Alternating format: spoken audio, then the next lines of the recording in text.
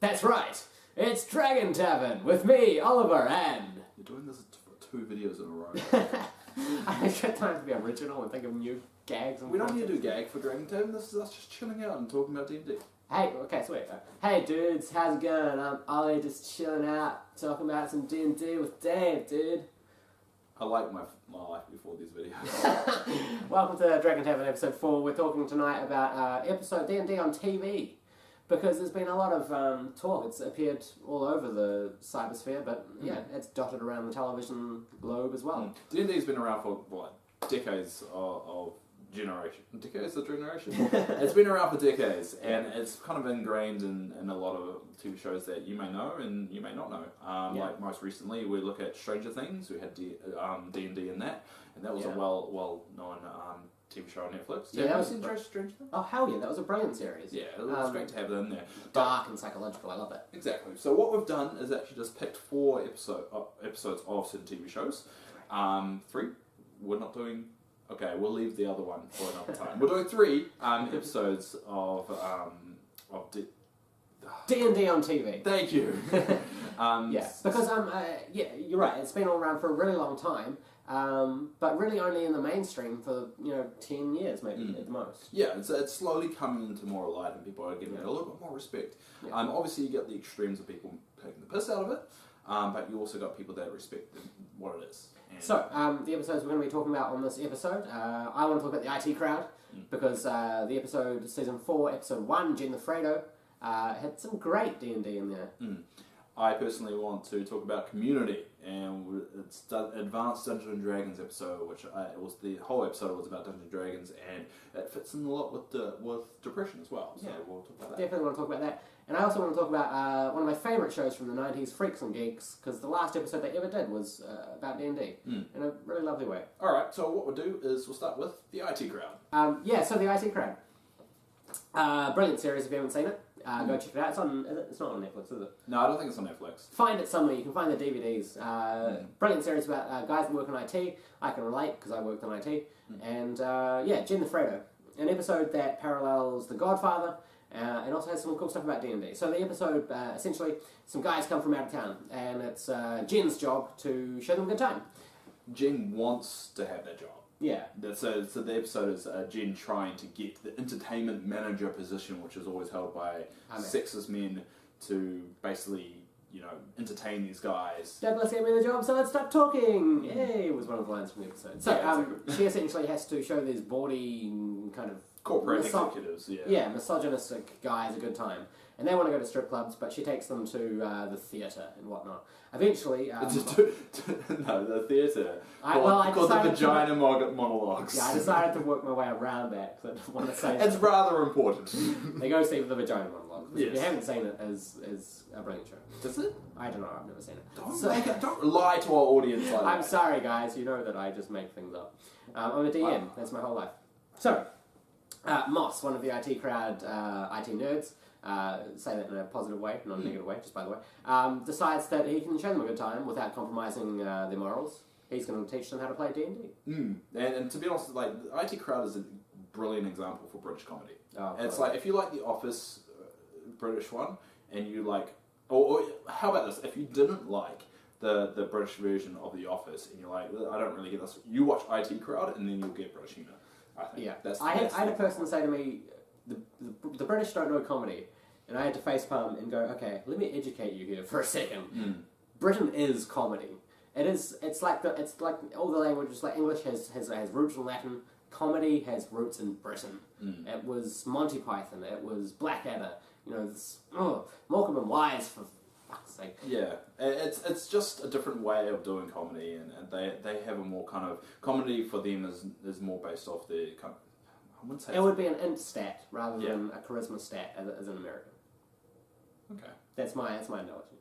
So, interesting. So they play D&D. Yeah. Moss sets up a one-shot, essentially, for them with some pre-generated characters, and, Moss... So we get to see Moss do his D&D style, which is... His DMing style is quite nice. He has strong physical choices for his characters and NPCs. He's got voices and stuff. He's got music as well, which Yeah. he makes a mention of that at the beginning of that episode of wanting to get like more compelling music, and then one of the executives goes, "Oh, this is very compelling," and he's like, Very mysterious. "Oh, mysterious. Sorry, compelling, mysterious." Just compiling a playlist for a D&D game tonight. Yeah. Right, to get the right atmos. And I don't know what you're talking about. Kind of like a Dungeons and Dragons thing. Oh, is it something to do with sex? Ha! Far from it, Jen.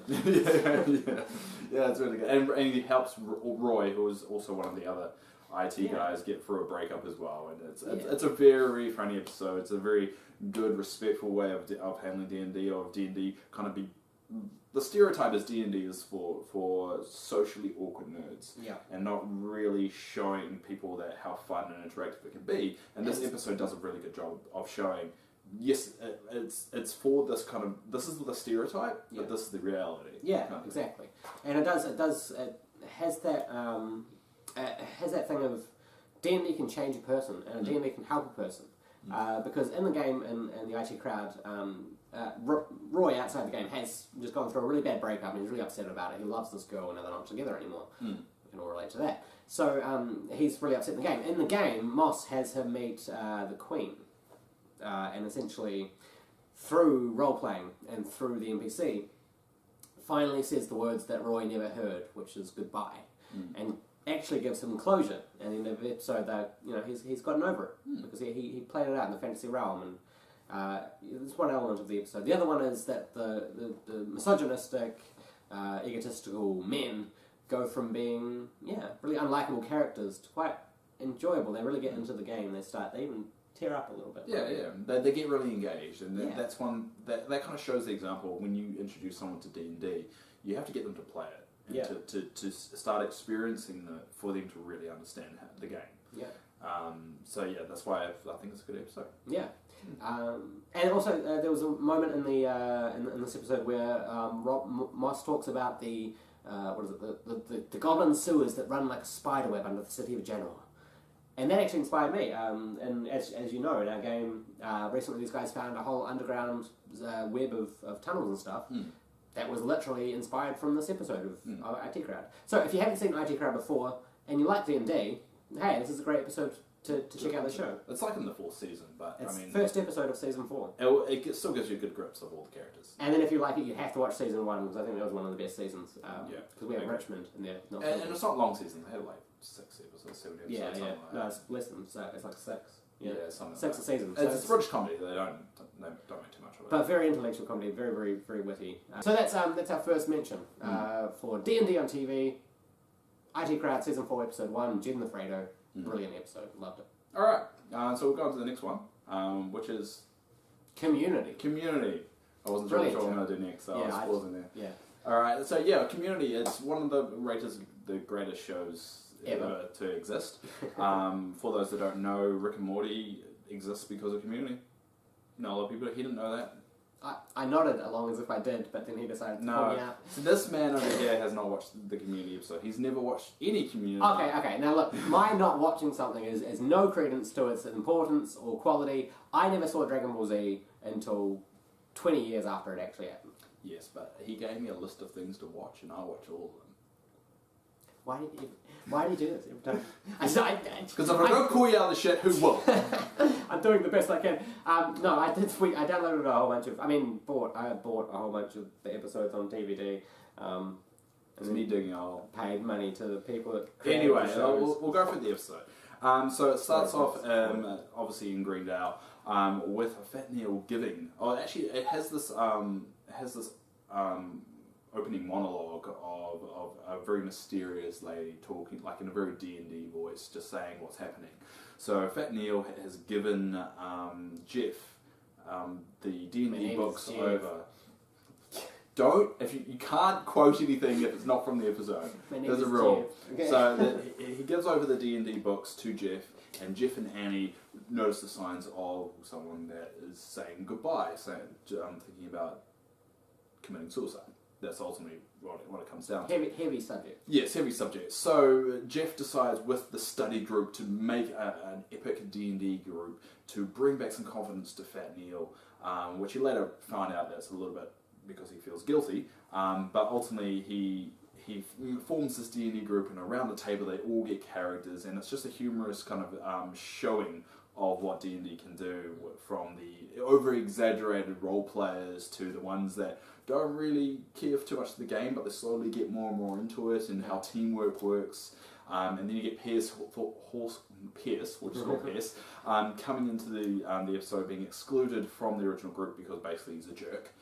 Just Fat Neil, and then him being the ultimate bad guy, and him reading up on D&D and finding a way to try and destroy the party, and it ends up the guys win from it.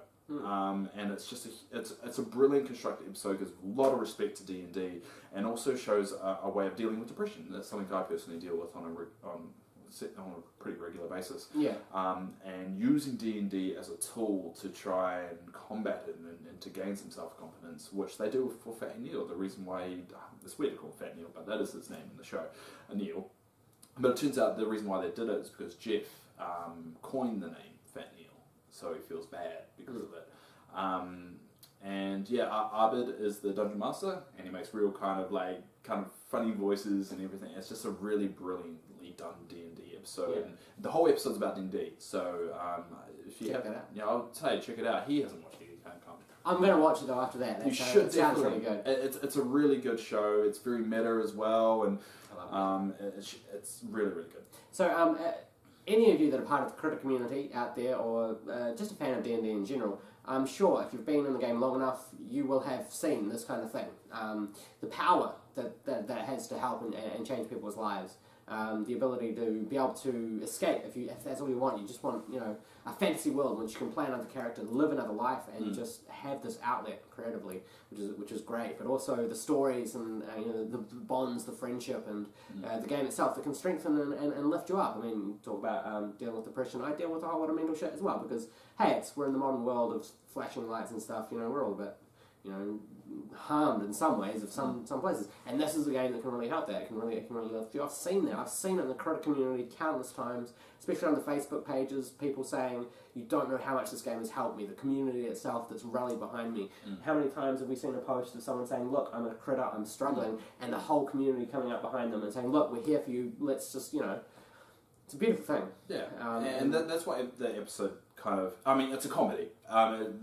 We're making it a lot more dark and serious than actually it is. Comedy. It is funny throughout, and there's a lot of really good. I'm sorry, I just touched your foot.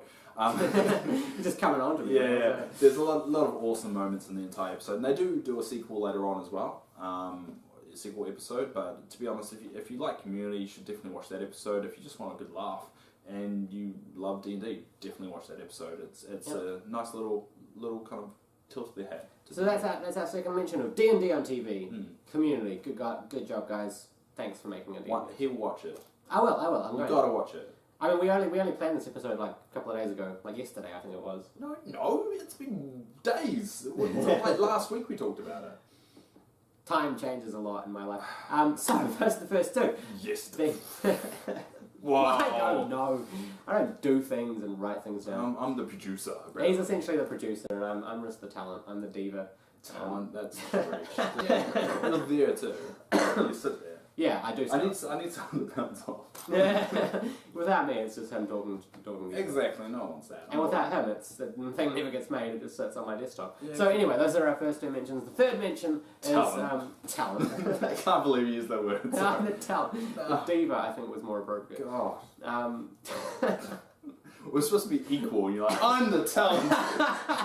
Wow. Yeah. That's the ego, man, not an actor. God. 90% ego. Alright, we'll go Freaks and Geeks now. Freaks and Geeks is the last mention we want to do. Freaks and Geeks was a show that I loved because it was a real story of the underdog, and it was pretty much the first show that ever said, hey outcasts, here's a show for you, and done in a sincere and kind way. So the last ever episode, they only did one season because television executives do not know where to put their money.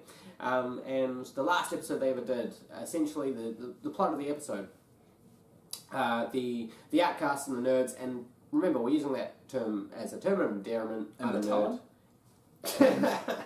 I am a nerd. I'm proud of it. I work in a nerdy place. I do nerdy things. It's good. We're on a show talking about D&D. Exactly. I'm pretty sure it's clear. You guys understand it. Yeah. So essentially, these guys are working in AV, the Audio Visual Club, which apparently is a thing in America. We don't really have it here, but essentially they run the movies and stuff and all this other than that. Essentially, they have. It's their world. It's where they feel important. It's where they are the kings of their world, and they're talking about their D&D game. Then one of the cool kids, essentially Freaks and Geeks, as the title promises, as two groups. You got the cool kids and you got the uncool kids, the nerds, us. So we're the freaks. Yeah, well, freaks and geeks. So the freaks are actually the cool. The cool kids. Yeah, the smokers and the drinkers and the hey, we're all cool. And the geeks are the uncool ones. Well, the geeks are the ones that we know are actually cooler, but are seen as the uncool. But how are the freaks cool as well? That doesn't work. Well, if I say you're a freak, they don't go, I'm pretty cool. That's not how it works. No, but that was like one of the points of the show. It was showing that the kind of like... Okay, for the record, I never watched the show. Yeah. He gives me all this crap about not watching Community. If you can give someone crap, you do it.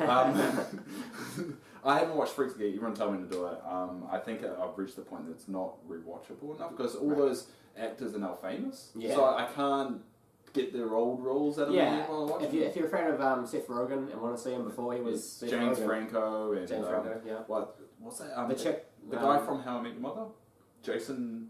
Jason Segel. Segel, that's it. Yeah. So essentially, what was I talking about? The show is I don't know what you're talking about. The show essentially says was the first show, I think, to say. I remember this being an uncool kid at high school, looking at the cool kids and thinking, oh, their life is so great. It's all parties and this kind of stuff. This kind of show goes, no, like, there's a whole darker side to that life. It's not as great as it seems, blah, blah, blah. And the uncool kids, the ones that get bullied, hey, me, yeah, that was my experience. Those kids, that's where the real life lies. That's where the real talent, the intelligence. Look, I'm an actor, I don't know. I get my new boss constantly says, careful, you're going to knock off everything on the shows. So, I can't help it. How you realise from now on, every time you say talent, I'm just going to go, talent. Yeah, cool. So essentially it's about the what really makes someone cool, and is it the fact that they have popular friends and go to parties? No, of course not. It's people with substance, interesting people, the people that you meet, running around. Are we at the episode yet? Essentially. Sorry, I lost track. I was thinking about How I Met Your Mother. Essentially, the plot of the episode. James Franco's character, one of the cool kids. What's his name? It's been a long time since I've seen it. I think it's on Netflix, so maybe I'll watch some of it too. Oh, his name's Netflix. Okay, keep going. Don't piss off the talent. Look. Wow. I'm just the talent. I'm the diva. Talent, that's great. The crux of the episode is the cool kid, James Franco's character, gets taken and put into the audiovisual club, essentially as punishment, and he's thrown into the nerd world. The nerds obviously try to help him. They say, hey, here's how you fix a projector and all that kind of stuff. They also invite him to their D&D game. Now, James Franco's character is one of the cool kids. His character has flaws, obviously. What was his character's name? His character has flaws, but... he was a dwarf. I should know this, because... It was like Steve? Carlos. Carlos the dwarf. Yeah, so essentially we see that his character has flaws, but he was never essentially a bad guy. He was never, evil or anything. So the nerds essentially teach him D&D. And he was a bit hesitant with it. Yeah. Like, you could see, when he first introduced, he's like, what do I do? Yeah. How does this work? He talks about the dance of the sword. Why are you the powerful one? He's like, I'm the dungeon master. Yeah. Yeah. I think it was a good episode, because at the end, they ended up having a really, really good time. Yeah. And he's like, next week? Yeah, next week. And then the geeks are going, are we the cool kids now? Yeah, he leaves the room. Basically, the end of the episode is, does he wanting to hang out with us mean that he's turning into a geek, or we're turning into cool guys? Yeah. And they go, I think we're turning into cool guys. The crux of the episode is the crossing over of worlds. Ollie's ego. And the talent. Wow. So essentially this episode was cool. It was essentially a combination of like secret handshake type thing of this is our life, this is, we are the nerds, this is what we do. But also that thing of, we're not that different. Yeah. Put anyone in the game and... Yeah, it's pretty much just, again, enforcing the stereotype there.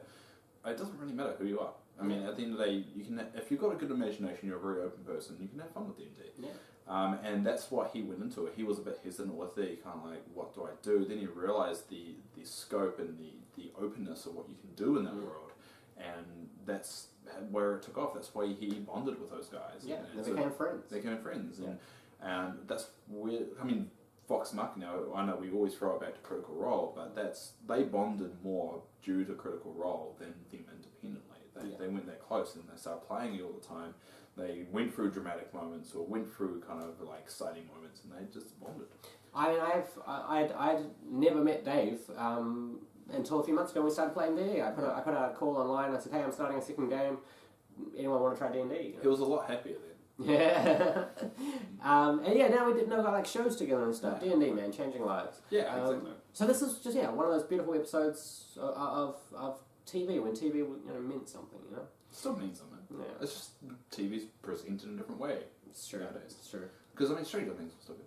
Yeah, Stranger Things. Oh, yeah, that's the other. We might do a whole episode about that. No, what we'll do is if you guys did like what we talked about here, and you wanted us to do other shows that mentioned it, let us know. Leave the show mentions down below. And we'll buy it on DVD and watch that episode. Yeah, we'll buy it legally off DVD. Yep. But if you did like what we do, obviously leave a comment. Leave mentions of what other shows you want us to actually review that has D&D in there, and we can do another episode. And of course, if you haven't seen any of the 3 episodes that we talked about tonight, go check them out, because we picked them because they were good. Yeah, I'll leave the exact episode number and title down below, so you'll be able to see where it is and look it up. Even I already know mine. IT Crowd is Season 4, Episode 1. Freaks and Geeks is Season 1, Episode 13. And what about the community? So, that's all we have time for tonight. So thank you everybody who watches the episode, that subscribe, leaves comment. All that means the world to us, because it makes us push a little bit further, and we are doing some exciting things in the back. If you notice, we've got a new D20 Multiverse logo, and we are developing other things. So if you guys... A lot of things in the pipeline. Exactly. And so keep your eye on the more you guys are engaged, telling us what you like, dislike, more we will change and try and make something that you'll like. And we're really happy that we've got a whole bunch of subscribers who seem to like what we're doing, and it's just nice having you guys out there watching those videos. Exactly. They all get like some views each week. So. And we will forever banter it. And constantly. Yeah, it's just the way it is. So that's how we do. Get used to it. But talent. Until next week. Thanks, guys. See you guys. I'm just the talent. I'm the diva. Talent. That's great.